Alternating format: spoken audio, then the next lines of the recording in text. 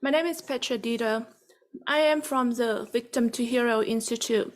Now, normally I give a talk about parental alienation, different aspects of it, to my community, to the community of people that are involved or that are affected by parental alienation. But today, being the Parental Alienation Awareness Day, I wanted to give this talk for the general public. Because what I'm hoping is that this video can be shared out there to the general public who are not normally familiar with parental alienation, so that there would be information for the public to be able to understand more about what parental alienation is and how you can make a difference, why it matters. So thank you so much for being here.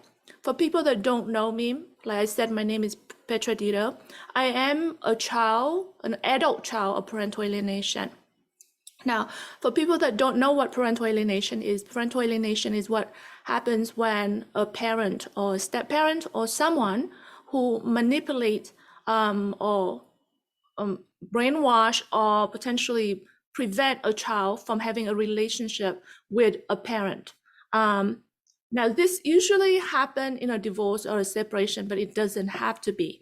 And this usually comes from different kind of behavior that we call alienating behaviors. So, such as disparaging remarks, saying something negative about a particular parent. So saying things like, your father is violent, or your father is an alcoholic, or your mother is really emotionally unstable, or your mother doesn't care about you. Things like that. Saying things that are negative and giving the impression that a parent is either unsafe or unavailable or not a good parent to the child or in front of the child. And what this does is it leads to the breakdown of the relationship between the child and that parent. Sometimes the behavior even get as blatant as actually blocking the access or even abducting the child and move to a different state or different country. Now, this is a very serious problem. I experienced this as a child. I was alienated from my father. My mother told me that my father was a bad man, that he didn't want anything to do with me. And he was a bad man because he abandoned me. He abandoned us. Now, so I bought into this false narrative, and I grew up and I just repeated whatever my mother said. I never questioned that. So I repeated exactly what she said. He was a bad man. He abandoned me. He doesn't want anything to do with me. So as I was growing up, much later on in my teenager, my father was able to reach me, but I rejected him. I was cold. I was rude. I was just totally defiant. I was just completely ignoring him and refused to have a relationship with him. When I got into my adulthood, and by that time, I have had my children by then, and he reached out to me on Facebook. And at that point, I accepted him as his friend's request with this single purpose of going on to his Facebook and immediately blasted on his Facebook to destroy his reputation, to humiliate him publicly. And then as soon as I did that, I then removed him and blocked him and never talked to him again. Now, by the time I'm in my 40s, a lot of things has happened. What has happened is then I became an alienated mother.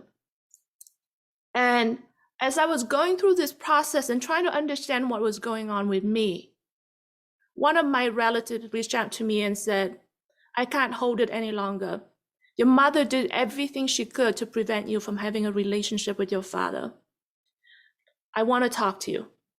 So as soon as I saw that message, I understood, and I never had that conversation with that person. But I then went and searched for my father. I did a few searches with his name and with information that I knew about him, with my name and the location that I knew of him last. And it didn't take long, and I found a website that he left for me, because by that point my father had passed. It was too late for me to have a relationship with him. It was too late for me to reconnect with him. It was too late for me to apologize. But what he left was a website that showed me his diaries, letters between him and my mother, court documents, and various different things. And it's heartbreaking to see how much pain and hurt and how much struggle my father had to go through. I then found out that he had 2 other sons and a wife that he left behind. And I had the opportunity to talk to them and also his friends and family. And I found a wonderful man that I never got a chance to know. Now, growing up without my father impacted all aspects of my life. Later on in my life, it translates into getting stuck into cycles of abusive relationship. I became a victim of domestic violence. And even though I look like I'm normal, I'm okay from the outside, the society can't see it, but I was broken inside. And the only thing that helped me heal and helped me fight, and I eventually fought and won my children back, and I now have a beautiful relationship with my children, is because of what my father left behind for me to understand the struggle that he went through. Now, my experience is not an isolated experience. Millions of children in America and around the world are victims of this. Now, the impact of parental alienation on children is devastating. There have been research, 35 years of research in the field of parental alienation alone.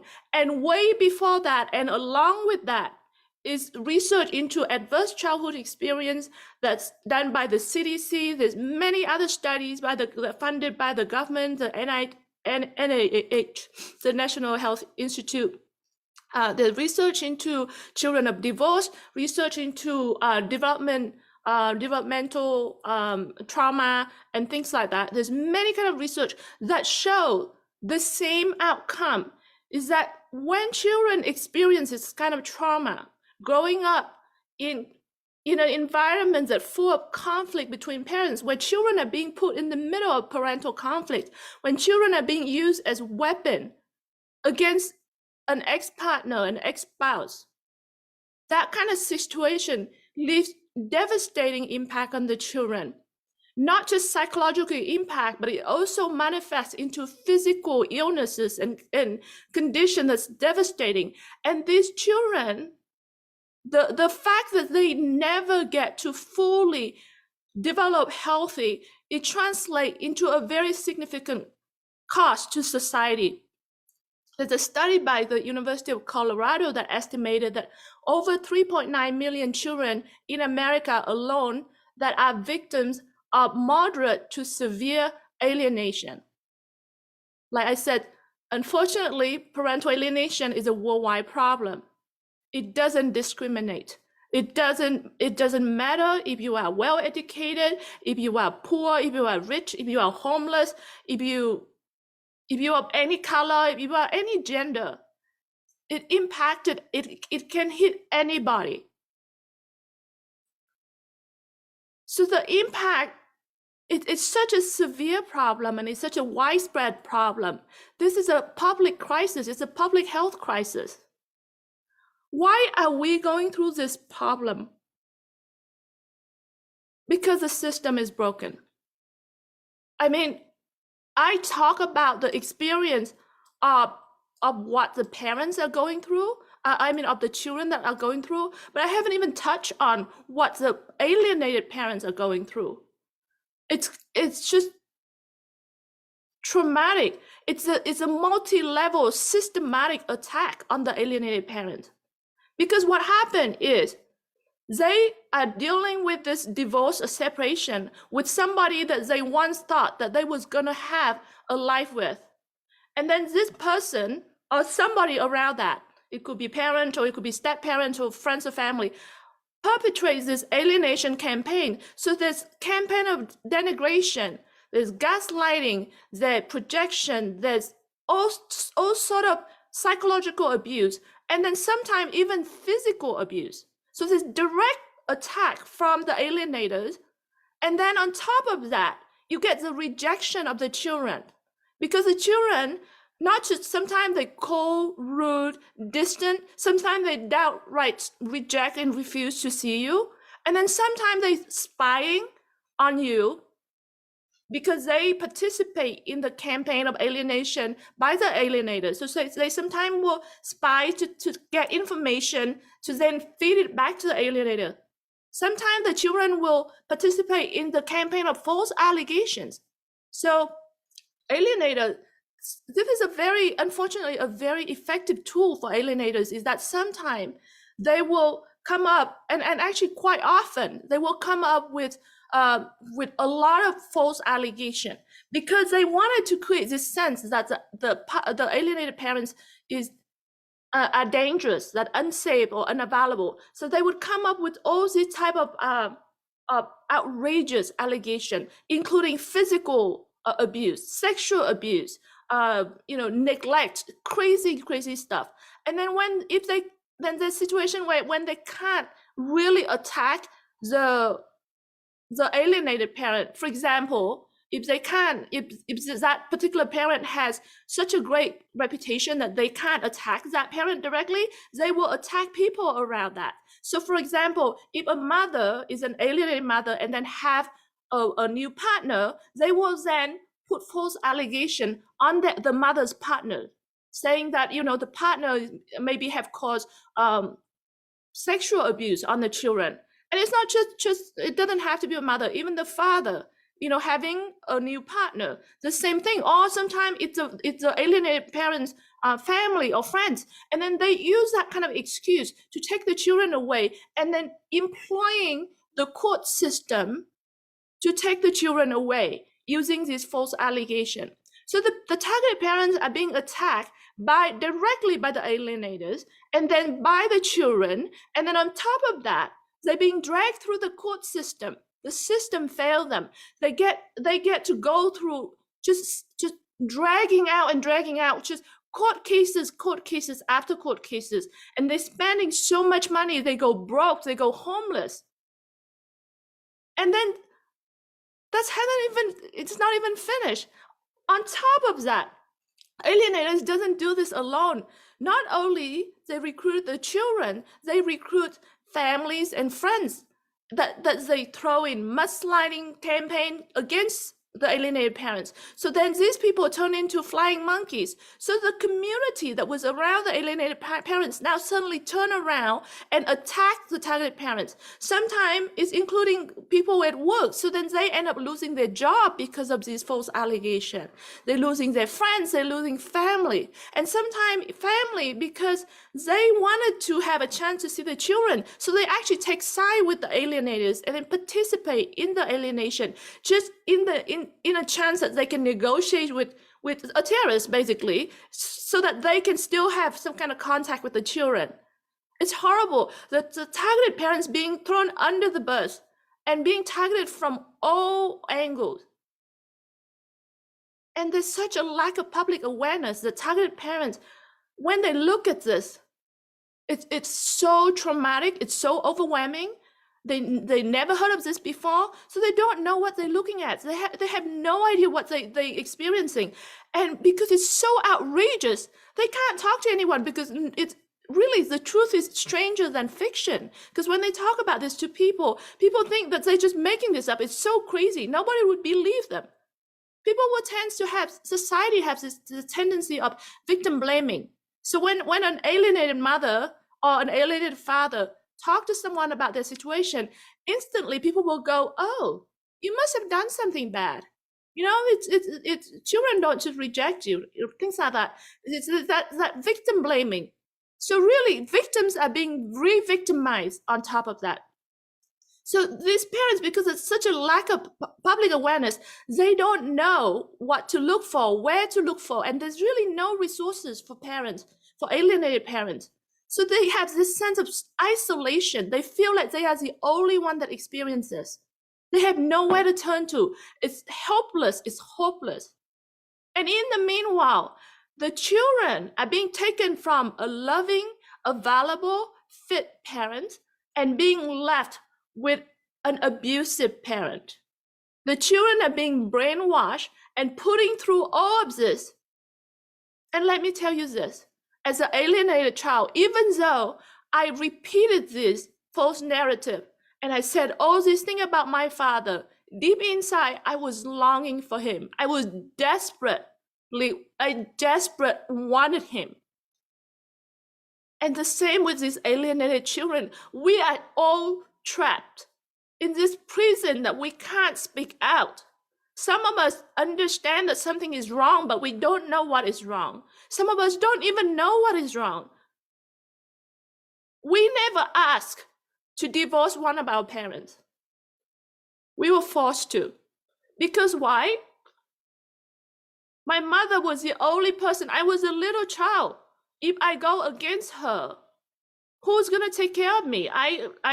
She blocked my father. I have nowhere to, I was a little child. The only way for me to survive is obviously to obey and do whatever I need to do to serve her. And this is what alienators do, destroying the children. And the problem with the system is, like I said, first of all, there's such a lack of public awareness. This doesn't have a recognition that parental alienation is child abuse. When people are looking at a big court case, they tend to label it as a high conflict situation. Now, when you think of high conflict, you think of two parties that just both really bitter and fighting against each other.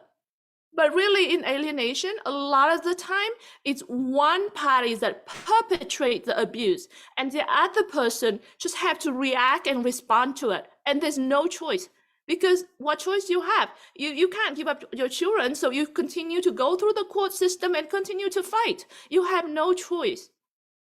And that's the problem, is when the system look at that, the system think that this is just too much drama and just between two adults about, their failed romance. They forgot that the children being caught in the middle. They forget that the children are being abused in the meanwhile. It's a very serious problem. And then when you have these victims that recognize that, okay, this is a problem. For example, me, as an adult child, now that I recognize this is a problem, as a victim or as a survivor, I have nowhere to turn to. You can look at any kind of marginalized group out there. You're looking at domestic violence, victims of domestic violence. You're looking at gay and lesbian. You have some kind of hotline to call. Suicide hotline. You got homeless shelter. You got somewhere. And I'm saying, and that's great. That's amazing. But the problem for us is we have nowhere to turn to. There's no hotlines. There's no shelter. There's no center. There's nowhere to go. This is a very big problem. There's no protection, no resources for victims. Then on top of that, there's no punishment for the abusers. Because why? Right now, there's nowhere where parental alienation is recognized as child abuse. So the abuser, even when the alienated parents are successful at fighting to get their children back, there's no ramification. There's no consequences for the alienators. If the worst thing they can do is win, why wouldn't they continue doing it? The system is really broken. There are existing laws out there. Even when you're talking about, let's just say we don't have law for parental alienation, there are existing laws out there that the system is refusing to enforce. This is a very big problem. There's perjury, there's custody interference, there's children right, there's parents right, there's all these different policy and law out there that the system is not enforcing. So for example, when an alienator create a false allegation against a targeted parent, this targeted parent literally give up all of their life, spend all of their money to defend themselves and then try to fight for their children back. After they've gone through sometimes even like a decade of fighting in court to finally prove that, no, I'm not an abuser. And yes, I deserve to see my children maybe once a month or whatever it is. Finally, now that I lost my job and whatever it is, like they gave up all of their life, right? And be able to prove that the allegation is indeed a false allegation. Well, you know what? We have the law for perjury. When has it ever been enforced? Alienators just walk away. There's no problem. They lie, they made up all these lies, they destroy people's life, and there's no consequences. And then on top of that, these lengthy and expensive court processes, well, you know what? Children are not a physical static thing. Children grow. And then eventually they age out of the system. By the time they get to 18, that's it. There's nobody to enforce. Alienated parents have no legal resources to protect or to fight back for their children. It's ridiculous. So the system will drag out. And why? Because the system have an incentive reversal problem. Lawyers get paid a lot more if the court case drag out. Therapists got paid a lot more if the case get dragged out. Guardian ad litem, custody evaluators, everybody. And then not even mention about child support. The more the state collect from child support, the more funding the state get from the federal government. The system is reversingly, it's the wrong way of incentivizing people. We incentivizing people to create more trauma for children, breaking more families. The system needs to change. And all of this, I truly believe, start from the core of it is the lack of awareness. We don't, as a system, as a society, and even at professional at all levels, we don't recognize that this is a serious form of child abuse. We overlook it. And because there's not enough training, there's not enough enforcement, there's no accountability, this become a huge problem, and it's much bigger than it should be. And then there's also, for people that there are few people that do understand what parental alienation is. So people like, maybe there's some mental health professionals, some lawyers, some judges, there's some policymakers that do understand. Then there's a lack of way to identify or diagnose the problem. Why? Because big organization like the APA, the American Psychological Association, United Nations, there's many organizations out there that refuse to recognize that this is a problem. And they fall into this trap of, there are special interest group that claim that parental alienation is not real, that is a tool for abusive parent to take children away, actually abusive father to take children away from mothers. Well, let me tell you this. I am a victim. I am a survivor of it. I am a mother. I was that child. My experience is real. There are millions of children out there. We have an organization called the Hero Circle that consists entirely of the adult children of parental alienation. All of our experiences are real. You can't deny that that didn't happen to us. We are the children. We're not here to fight for custody. We are not here to get even with our exes. We're not here to raise or lower child support payment. We have no stake in the game. We are here to tell you that we don't want any more of this thing to happen to any other children, because what we went through was horrific.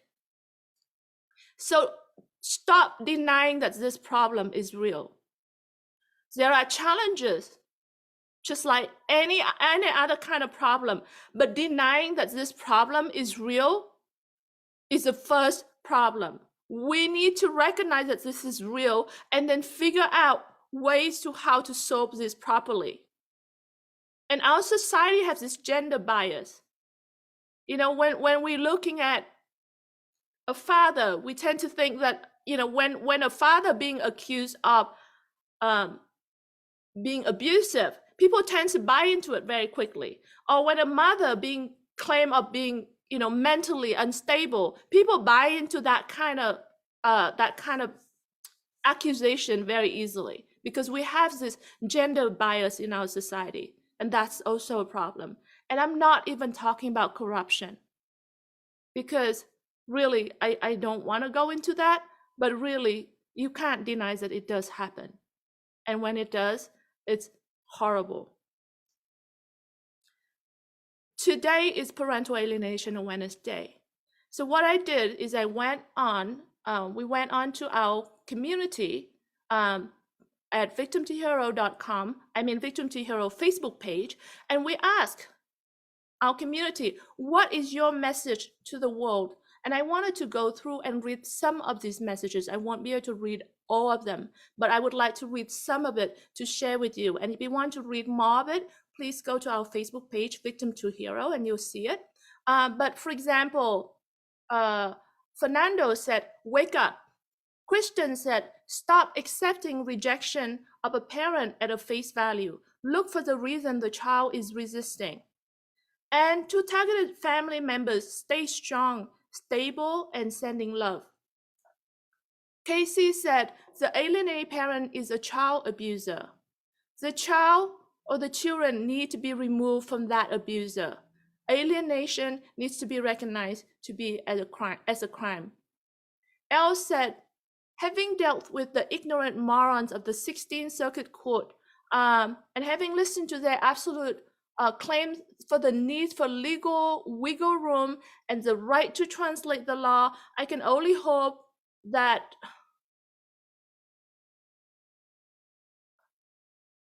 I think he's very angry. So I think I won't be reading that. But let's just understand he's very angry about what happened to him.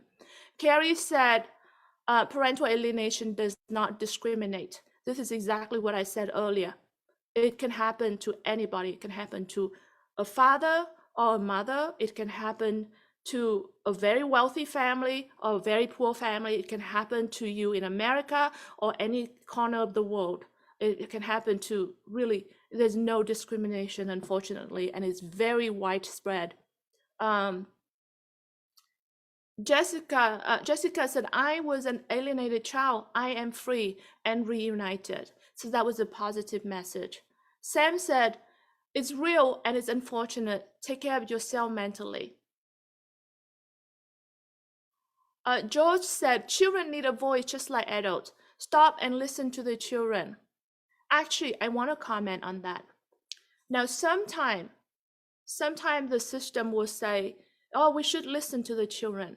And that's true. I mean, children, it's important that we understand the children so that we can actually truly take care of their best interests, their developmental needs, and their well-being.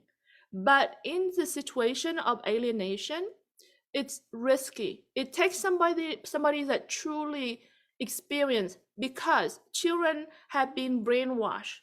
So, and so if you were to ask me when I was a child in the court system, and I mean, I have interviewed over 300 adult children of parental alienation now, and the situation is very similar. We were so brainwashed. If you ask us back then, we wouldn't know to say the right thing. And then we would end up, and I talked to children that did this, they end up, because they was forced to choose, they end up making a decision that they regretted for the rest of their life, because they end up giving up a parent that they never wanted to give up.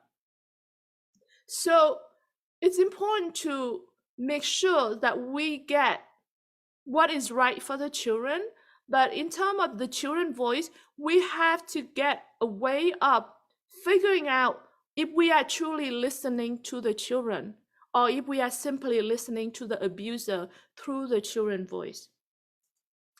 Okay, Melina said, never give up. Dawn said, listen and believe the adult survivors, because we know what it was like living in this often court-sanctioned abusive environment.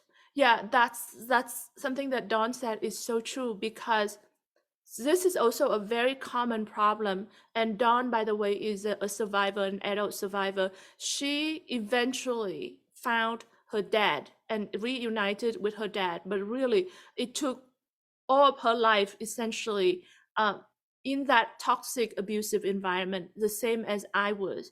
And it's very common because children end up in the hand of an abusive parent. So the abuse doesn't end at alienation. It usually also translates into other aspects of the children upbringing as well. Vivian said, children first, not your personal feelings for your ex. Yeah, and that's the thing.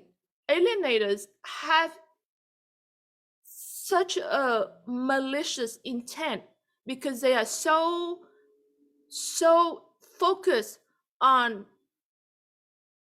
attacking the target parent. They're so focused on winning over the target parent. They want to destroy the target parent. So they while they're so enraged, they forget about the children in the middle. They sometimes, maybe it's not intentional, maybe it's the lack of awareness. They destroy the children because of that. Barbara said, hear us. Lewis said, children need both parents. Crystal said, parental alienation is child emotional abuse and domestic violence by proxy. Court can stop it. Take action today. Angie said, stop allowing false allegation to harm your child. This tactic is abusive and causes irreparable harm, and it also legal abuse.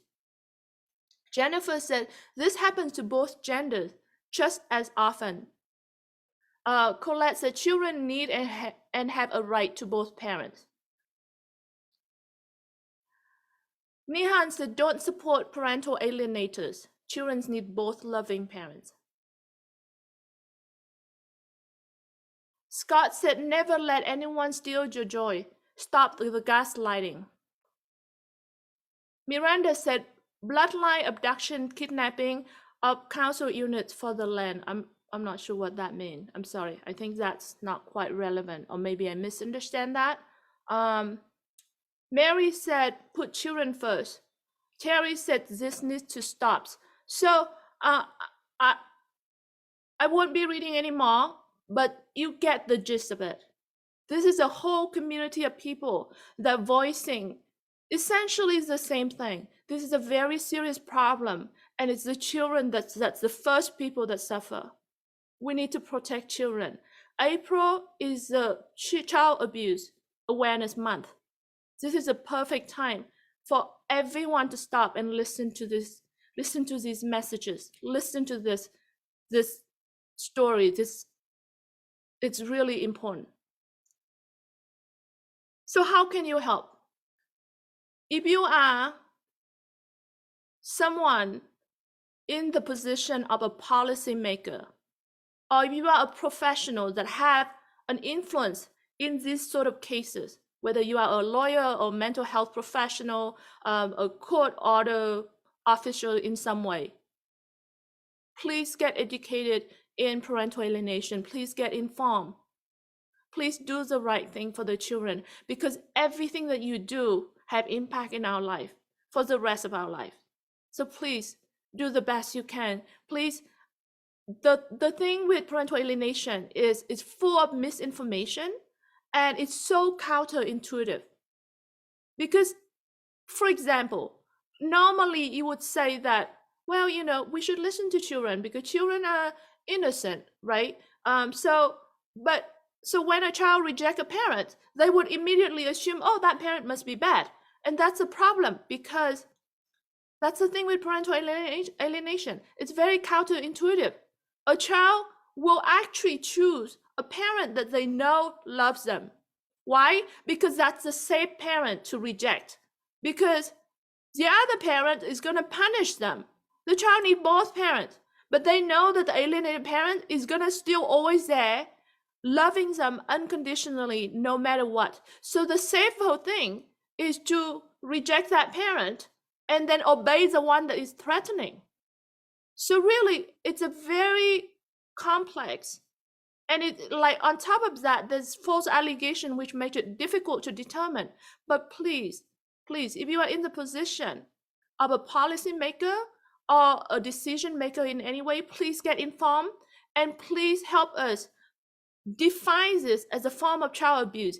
Please recognize this as a crime. Please create tools and ways for professionals to get more educated. Please create ways so that abuser get held accountable. And really, we need to have resources. We need to have protection for victims. Please, we need all of this. Help us. Now, if you are not one of those people that are in the position of making a decision, if you are a family or a friend or just an outside person in the society, that it's very likely that at some point in your life, you're going to see this happen right in front of your eyes. You're going to see a parent that are going to say bad thing about another parent, or someone that say a bad thing about a parent to the child, or to a child, or in front of a child. Or you may see a child that growing up have zero contact with another parent. When you see this kind of situation, don't just stand by, question it. When you see a child that's suddenly using a different name than their legal name, with the name that's suddenly being changed into something else, questions these things. When you see a parent that being prevented from going to school activity, going to children's graduation, speak up, really find out the information before. Don't participate in this campaign of alienation. Don't empower the alienators. Don't empower the abuser, because what you are doing could destroy a child's life, and it could take just tiny little action that you could make a huge difference. I want to share with you a tiny little story in my life as well. Is that at one point when I was around, I don't remember the exact age, but I think about 7 or 8, that was when my mother started to convince me, indirectly. I don't remember if there was a serious conversation, but she was definitely encouraged me to use her last name instead of my father's last name, which is my legal name. So I started to go to school and using my mother's name instead. And so that's the way that alienators do, trying to remove any memories and anything, any impact, any influence of the alienated parent from the child's life. So my mother tried to erase my father by convincing me to use her last name instead of his name. And so I was doing that. And then one day, there was someone, her friend or her colleague or someone came and visited. And then at one point, my mother walked out of the house to go somewhere, and just for a moment, or walk out of the room going somewhere. And this lady suddenly said to me very firmly, very calmly, very quietly, and very short, but essentially said, what you are doing, where you're using your mother's name instead of your real legal name, is not right. It's illegal. And not only that, when you grow up, you're going to have problem with your school record and things like that. She said a very simple thing, and then my mother came back and she stopped. But I never forget that. That left such an impact on me. I at that age, I didn't know what it mean, but I never forgot that. But what it did is that I immediately, from that point on, stopped using my mother's name, and I went on and used my father's name from that point. I never changed my mind from that point on, and I never forget. So one simple statement change so much. A simple thing that you can say and do could change a child's life. The same with my relative. When she wrote that message to me and said, hey, your mother did something to prevent you from having a relationship with my father. That's how I found out about my father. That's how I was able to heal. That's how I was found out who my father was. And I was able to finally understand where I came from. Because self-identity is such an important thing. We all want to know where we came from, who our parents are. So just one simple statement can change a child's life. So please do something. Don't just stand by. And in particular, please don't participate. Don't join into that campaign. Now, if you are an alienated parent, I am so sorry for what you are going through. I understand what you're going through, and I'm not saying it as an intellectual concept. I understand it in here, viscerally. I truly understand what you're going through. It's extremely painful, but I want you to know that you're not alone, that you are stronger than you think, and don't ever give up. Think of it that way, right? Think of it this way. Let's say you were going home. You were going somewhere, you're driving, and you were going home. And for some reason, you need to take a particular exit, let's say, onto maybe an on-ramp to a freeway, or maybe an exit of a freeway, but there's somebody's abusive and getting very aggressive and cutting into the lane and preventing you from that exit, so you miss the exit. And so now you no longer was able to take the exit or the street that you need to go home. You don't just go, well, I'm going to give up. I'm not going home anymore. No, you don't. The same with alienation. What you do is you might have to turn around. Maybe you have to take a different route. Maybe you have to take a side street. Maybe you have to take a different freeway. Maybe it's going to take a lot longer, but you're going to get home no matter what. You don't just give up. The same with alienation. Your children are important.